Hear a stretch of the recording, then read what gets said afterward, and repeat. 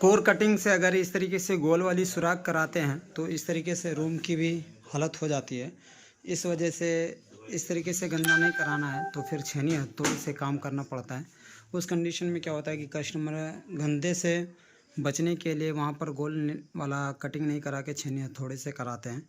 लेकिन फ़ायदा ये है कि इस तरीके से अगर काम कराते हैं तो आपका पेंट ख़राब नहीं होगा।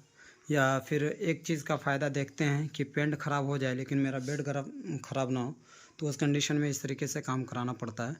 तो अभी फ़िलहाल हमने बेड गंदा किया है, वहाँ पर पेंट ख़राब नहीं किया है। तो चलिए अब आगे आउटडोर की प्रोसेस किस तरीके से काम करते हैं, आउटडोर के बारे में समझाएंगे और कम्युनिकेशन किस तरीके से निकालते हैं वो दिखलाते हैं।